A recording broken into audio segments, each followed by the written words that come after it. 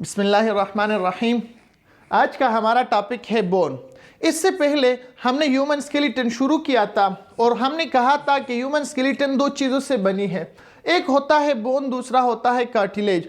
Cartilage के बारे में पूरे डिटेल से हमने बात की थी। आज हम शुरू करते हैं बोन को। तो जैसा कि आपने पढ़ा कि कार्टिलेज हमारे पास सॉफ्ट होता है, तो इसके मुकाबले में जो बोन होता है तो वो सख्त होता है, रिजिड होता है।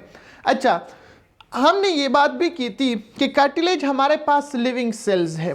मतलब क्या हुआ कि कार्टिलेज के जो सेल्स है वो मेटाबॉलिज्म वगैरह कर सकते हैं, तो इसी तरह बोन के जो सेल होते हैं वो भी लिविंग सेल्स है।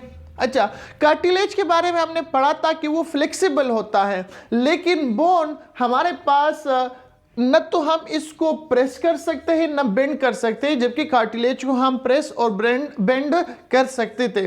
अच्छा जी, हमने कार्टिलेज में पढ़ा था कि कार्टिलेज के इर्द गिर्द जो मेम्ब्रेन होती है इसको हम पेरिकोन्ड्रियम या पेरिचोन्ड्रियम कहते हैं। तो बोन के इर्द गिर्द जो मेम्ब्रेन होती है इसको हम कहते हैं पेरिओस्टियम। इस मेम्ब्रेन को, जिसने इस बोन को लपेटा होता है, इसको हम कहते हैं पेरिओस्टियम। हमारे पास जो बोन होती है तो वो इंडोस्केलेटन बनाता है।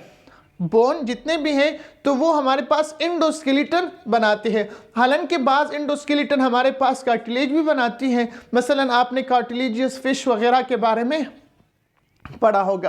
अगर हम इसकी वज़न की बात करें तो ये ह्यूमन की जो बॉडी वेट होती है तो इसकी तकरीबन 20% है। मतलब क्या है कि अगर किसी की बॉडी वेट 50 है तो उसमें तकरीबन 50 किलोग्राम है, तो 10 किलोग्राम उसके हड्डियों का वज़न उसमें होगा। अच्छा, जिस तरह कार्टिलेज में हमने कहा था कि कार्टिलेज हमारे पास सेल्स और मैट्रिक्स से बना है, इसी तरह बोन भी सेल्स और मैट्रिक्स से बना है। तो हम पहले पढ़ते हैं सेल का मैट्रिक्स, बोन का मैट्रिक्स हम पढ़ते हैं। मैट्रिक्स को हमने पढ़ा था कि ग्राउंड सब्सटेंस होती है, मतलब सेल्स के अलावा जितने भी मटेरियल होते हैं वो हमारे पास मैट्रिक्स कहलाती हैं। तो जो मैट्रिक्स होता है तो वो हार्ड ग्राउंड सब्सटेंस से बना होता है, जिसमें इनऑर्गेनिक भी होता है और ऑर्गेनिक भी होता है। जो इनऑर्गेनिक होता है वो तकरीबन 65%, जो मैट्रिक्स है वो तकरीबन 65% इनऑर्गेनिक पार्ट से बना है। और इनऑर्गेनिक में क्या होता है, कैल्शियम होती है, फास्फेट होते हैं, कार्बोनेट होते हैं, इस किस्म के साल्ट्स वगैरह होते हैं। ऑर्गेनिक में हमारे पास 35% मैट्रिक्स को बनाती हैं और इसमें कोलेजन टाइप 1 होता है और इसके अलावा और प्रोटीन होते हैं। कार्टिलेज में याद रहें, कार्टिलेज में कोलेजन टाइप 2 होता है, जबकि बोन के जो मैट्रिक्स होती है उसमें कोलेजन टाइप 1 होती है। अच्छा, इसके अलावा जो मेनली इनऑर्गेनिक साल्ट है जो हमारे बोन में मौजूद है, तो याद रहे वो कैल्शियम फास्फेट और कैल्शियम कार्बोनेट है, जिसको हमने यहाँ पर लिखा है। ये तो कैल्शियम फास्फेट और कैल्शियम कार्बोनेट, इसकी मिकदार सबसे ज़्यादा होती है और ज़्यादातर जो हार्ड पार्ट होता है मैट्रिक्स का, जो हार्ड, वो ये दोनों ही बनाते हैं।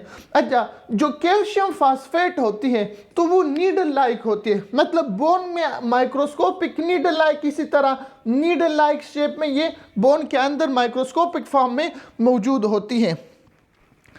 अब आप कहेंगे कि सर ये कैल्शियम बोन पे स्टोर कैसे होती है, तो याद रहे कि कैल्शियम बोन पे स्टोर होने के लिए इसके दो हार्मोन इसके लिए फंक्शंस करते हैं।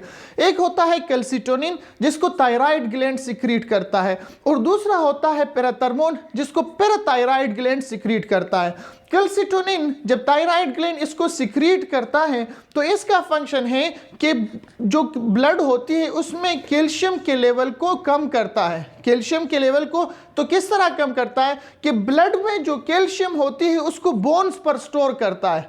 ब्लड में जो कैल्शियम होती है वो उस कैल्शियम को बोन पर स्टोर करता है, तो एज अ रिजल्ट ब्लड में कैल्शियम लेवल कम हो जाती है। पैराथर्मोन हार्मोन ये करता है कि जब कैल्शियम लेवल ब्लड में बहुत ज़्यादा कम हो जाए, ब्लड में कैल्शियम लेवल बहुत ज़्यादा कम हो जाए, तो फिर ये पैराथर्मोन हार्मोन बोन से उस कैल्शियम को दोबारा हटाकर ब्लड में शामिल कर लेती है। तो इसी तरह इन दोनों का फंक्शन एंटागोनिस्टिक है। मतलब क्या हुआ कि एक दूसरे के अपोजिट फंक्शन करता है। कैल्शियम कैल्सिटोनिन ब्लड में कैल्शियम लेवल को कम करती है। किस तरह कम करती है कि इसको बोन पर स्टोर करता है। पैराथर्मोन कैल्शियम लेवल को बढ़ाती है। किस तरह बढ़ाती है कि बोन से दोबारा इसको रिलीज करके ब्लड में शामिल कर लेती है और इस तरीके से जो ब्लड का कैल्शियम लेवल होता है वो कांस्टेंट रहता है।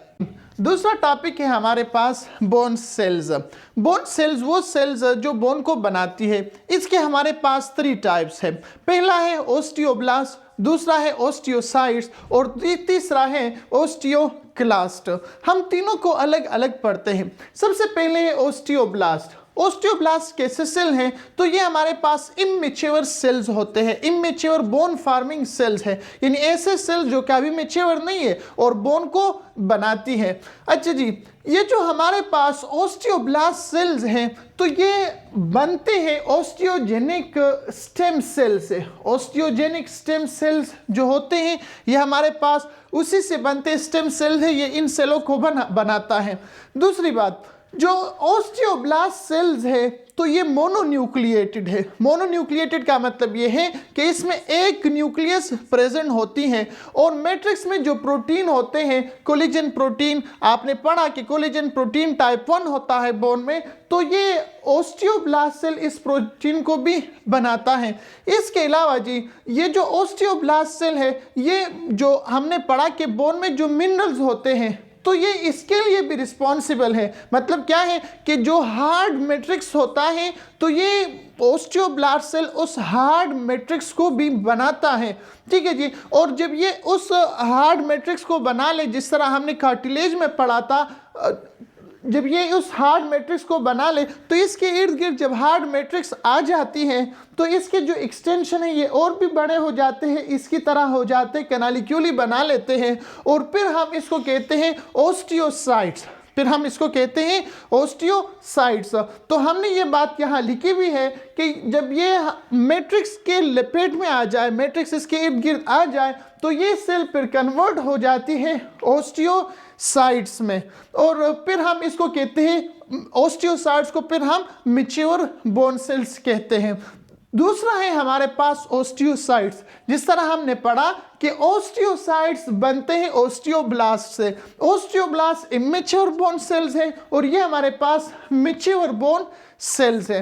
अच्छा, इसका जो फंक्शन है तो ये होम्योस्टेसिस ऑफ मिनरल करता है। मतलब क्या है कि बोन पे जो मिनरल्स होते हैं उसकी होम्योस्टेसिस उसको मेंटेन रखता है कि न ज़्यादा हो जाए न कम हो जाए। ओस्टियोसाइट्स का ये फंक्शन है और ख़ासकर फिर कैल्शियम को, खासकर फिर कैल्शियम को, कि कैल्शियम बोन पे कितना, ये देखता है कि कितना कैल्शियम इसने बोन पे स्टोर करना है। इसी तरह जब ओस्टियोब्लास्ट से ओस्टियोसाइट्स बन जाए तो फिर कोलेजन सिक्रीशन, जो यहाँ पर कोलेजन प्रोटीन सिक्रीट करता है, तो ओस्टियोसाइट्स फिर इस कोलेजन सिक्रीशन को रोक लेता है और हमारे पास इससे कोलेजन सिक्रीशन ख़त्म हो जाती है।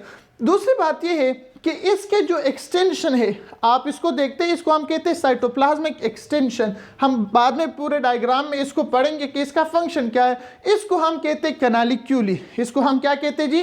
कैनालिक्यूलिया। और ये भी हमारे पास मोनोन्यूक्लिएटेड सेल्स है। तीसरा टाइप है ओस्टियोक्लास्ट सेल। ओस्टियोक्लास्ट क्या है जी? बोन डिजॉल्विंग सेल हम इसको कहते हैं। बोन डिजॉल्विंग सेल का क्या मतलब है कि ये बोन के उस खराब मटेरियल को बोन से हटाता है। मसलन एक बोन है, जख्मी हो गया है, जब उसकी दोबारा रिपेयरिंग होती है, फ्रैक्चर हो गया उसकी, जब दोबारा रिपेयरिंग होती है तो जो एक्स्ट्रा मटेरियल होता है ये इसको ख़त्म कर लेता है। इस वजह से इसका जो साइज़ है वो भी लार्ज होता है और मल्टी न्यूक्लिएटेड, आप यहाँ डायग्राम में देख सकते हैं कि इसमें एक से ज़्यादा न्यूक्लियस मौजूद है, तो हम इसको कहते हैं मल्टी न्यूक्लिएटेड सेल्स। तीसरा फंक्शन इसका यह है कि रिमूव ओल्ड ओस्टियोसाइट्स। मतलब क्या हुआ कि ओस्टियोब्लास्ट ने ओस्टियोसाइट्स को बनाया, अब ओस्टियोसाइट्स फंक्शन करता है, जब ये ओल्ड हो जाए तो ओस्टियोक्लास्ट फिर इसको रिमूव करता है। लेकिन इसके रिमूव करने का तरीका भी बड़ा अजीब है। ये इसको इस तरह रिमूव करता है कि इसके इर्द गिर्द जो मैट्रिक्स होती है, जो मिनरलाइज मैट्रिक्स होती है, ये उस मिनरल्स को हटा देता है और आखिर में ये सेल भी हट जाती है। और इस प्रोसेस को हम बोन रिजॉर्प्शन कहते हैं। क्या कहते हैं जी? Bone resorption. और ये प्रोसेस होती है फेगोसाइटिक मैकेनिज्म। फेगोसाइटिक आप लोगों ने पढ़ा है, एंडोसाइटोसिस की किस्म है। कि सेल सॉलिड मटेरियल को अंदर ले जाए, इनगल्फ करे। इसको हम कहते हैं फेगोसाइटिक मैकेनिज्म या फेगोसाइटोसिस हम इसको कहते हैं। उम्मीद है आप लोग को बोन सेल्स की समझ आई होगी। इंशाल्लाह ये जो सेल्स है बाद में हम अभी बोन की जो स्ट्रक्चर पढ़ेंगे, इंटरनल स्ट्रक्चर पढ़ेंगे कि कनालिक्यूली की क्या फंक्शन होती है, किस तरह अरेंज होते हैं, तो वहाँ पर आपको इसकी पूरी डिटेल की समझ आ जाएगी। ओके जी, दैट्स आर फॉर टुडे। अल्लाह हाफिज़।